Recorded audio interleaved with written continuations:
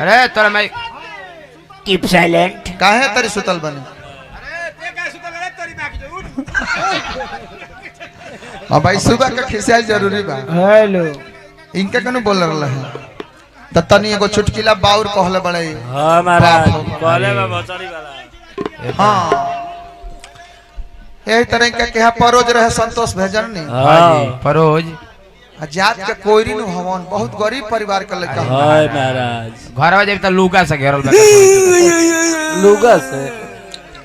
आई micro पर कहला सुमिरने में कहला कि हम बहुत कोनो टाटा बिरला के घर के ना है गरीब परिवार बहुत गरीब परिवार के हैं। आई हम बहुत खुश होनी देखी गरीबी कोनो पई ना हो गरीबी करम कमाई क के दूर हो सकता। हां बूढ़ा भाई गरीबी कोनो पई ना हो ना जी का हो गई तू कोरी के घर जन्म ले बड़ा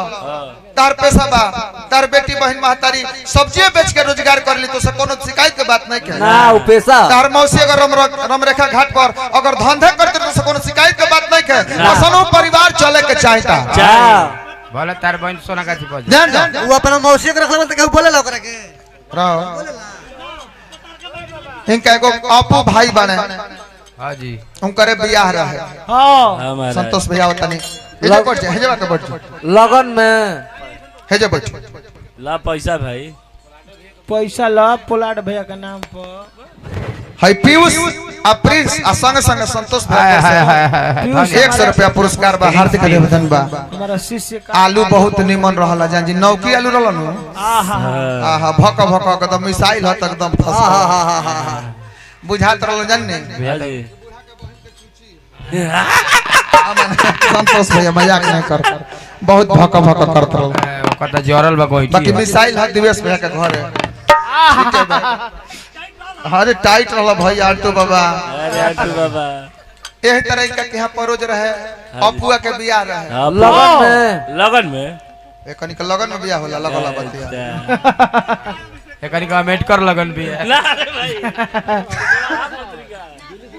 फोन कइले तने सुनबो सा हमरो जी बलकार फोन कइले कि कमलेश भाई ए जी तू तो मैं स्थिति जानते बड़ा हां गौनैये के बोल बोता मैं चले के बा सही सही आ वही में बियाह के दिन धरा गइल बा हां पैसा रुपया कम बा हां जी कुछ पैसा के मदद कर देता हां तो बहुत अच्छा हो। हां हम कहनी कि देखो भाई हवा गौनिहार हो जा हां जी तू हमारा कामे ना आइबो हां आ हम तहरा कामे ना आइ तो फिर गौनई के वाला से फायदा का हां बोला कौन काम बा कहले कि देखो कल सुबह चली आवो कपड़ा के बाजार करे के बा हां बक्सर बाजार में हां हम ठीक बा हम 10 बजे आ जाए आ जाए 10 बजे हम गई नहीं हां जी हम मुश्किल से जानी हमारे पहले 10,000 रुपया रहे 10,000 हाँ हां जी 10,000 रुपया के हाथ में दे देने हां अभी कपड़ा के दुकान में ढुक गए हां अलग अलग कपड़ा ले दे हां अब कपड़ा पसंद कैले सबसे पहले अपना महतारी के अच्छा साफ बूढ़ महतारी रहली हां कहली कि माई के सबसे पहले ले लिहल जा हाँ। कपड़ा बूढ़ भी है हाँ हो अरे हां भाई हम मजाक वाली नहीं कर चुटकिला नहीं कहते इज्जत से बोले के बा ये चुटकिला ना हो ना सत्य घटना ये हकीकत बात है जो हम कह रहे हैं कह रहे हैं एकरा के चुटकिला में केहू ना ले जी मलिकार केहू ना लिखी कैमरा पर चुटकिला तो 10,000 रुपया हम देले रहनी हां आ ये बेचारा के पहले 500 रुपया रहे आ साड़ी पसंद कर लिहले 5,000 का लो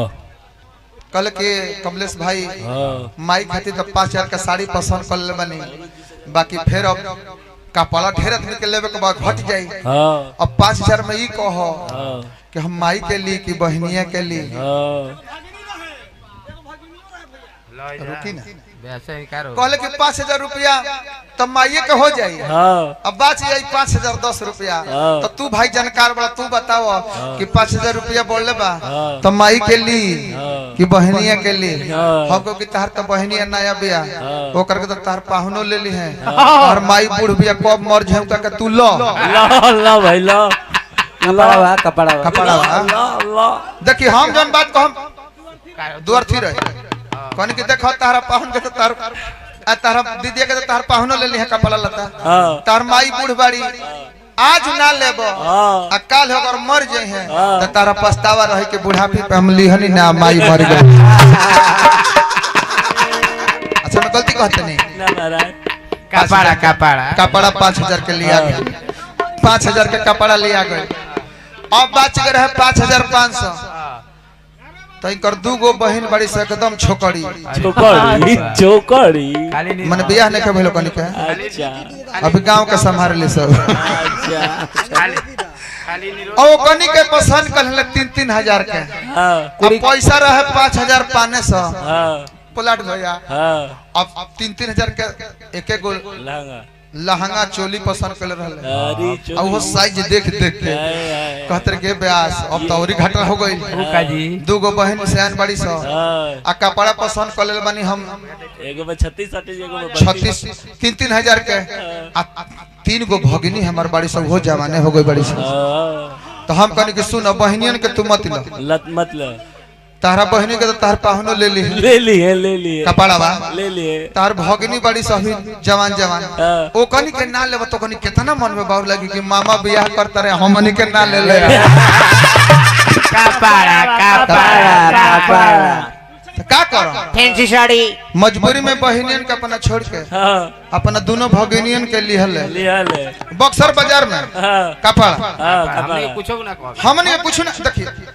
बात कहत हम दुअर्थी कह हाँ गलती नहीं कह ना महाराज कपड़ा लेवल बात होता हाँ हाँ